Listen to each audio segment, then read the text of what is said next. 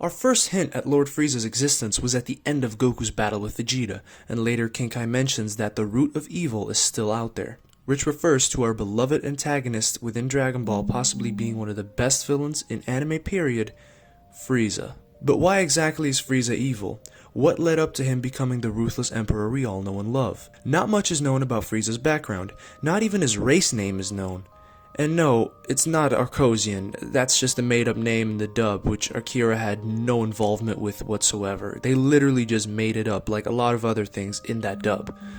What we do know about Frieza: he is apathetic to those around him, shows no kind of love, and if he praises someone, it's for his own selfish needs to get what he wants. He treats people around him like puppets for his own entertainment. He loves to further feed his massive ego. He has no problem killing others for entertainment, expressing his frustration when things don't go his intended way. He is deeply insecure about losing his position as the most powerful in the galaxy. He wants to rule with an iron fist and has childlike bursts of anger if he doesn't get what he wants. He has a huge superiority complex, demonstrated to us many times on how he insults people on their intellect not comparing with his, or comprehending his ideologies. He is racist as fuck, calling the Saiyans monkeys because of their transformations, calling them dumb, underdeveloped, barbaric, and filthy, which pretty much all of those things can be applied to Frieza himself. I can easily shatter through the power ceiling of that monkey race.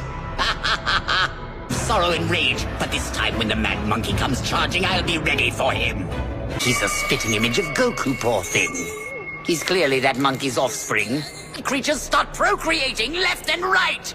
It's a damn springtime for monkeys. It seems Goku shared his technique with both his sons like some twisted monkey virus.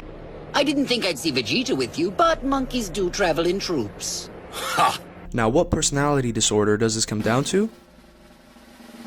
He's a psychopath, okay? This is obvious from the way Frieza acts that he is, in this life, completely unredeemable, as psychopaths are generally not, or cannot, be helped or changed. Now, my personal view on this is a little conflicted, as I always have somewhere a belief that someone can change with the right approach, but apparently people who work with these types of people in real life situations and actually constantly interact with psychopaths in the real three-dimensional world we all live in, all come to the same conclusion that they simply cannot be helped or changed. I wonder what psychopaths would experience on psychedelics though.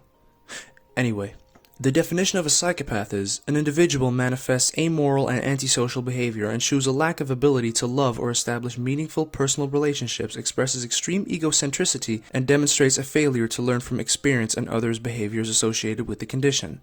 Psychopaths are frequently linked with experiencing childhood trauma, and I know Dragon Ball won't go that deep, especially nowadays, but I would love to see Frieza's backstory and just a little bit more context behind his persona. From Adolf Hitler to Stalin, to ancient conquerors like Vlad the Impaler, Genghis Khan, we can see that Frieza has a lot in common with these people. And these were actual real-life people. They existed.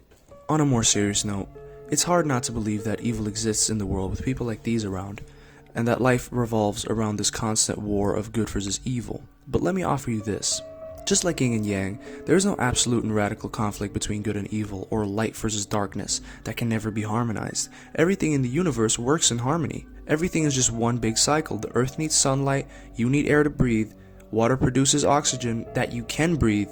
When our bodies die, it just goes into the soil and counts as nutrients. All you and I really know is balance within the natural world, yet it's hard to see. Our rage against evil things which occur in this world must not overstep itself, because if we require a justification for our rage and fundamental and metaphysical division between good and evil, we create an insane and schizophrenic universe of which no sense whatsoever can be made from, where one tries to cancel out the other one completely. That's no balance, that's just insanity. Let me offer you a little bit more wisdom from Alan Watts. Human emotions are deeply and rightly aroused. I would say that if I were in any situation where Eichmann was operating, I would be roused to a degree of fury that I can hardly imagine in my own present existence. I would oppose those sorts of villains with all the energy that I have, but at the same time I would recognize the relativity of my own emotional involvement. I would not be able to regard my adversary as a metaphysical devil, as one who represents the principle of absolute and unresolvable evil. Viewing an individual in this manner will lead you down to the same path as him. One must have darkness to see the light. Thank you all for watching.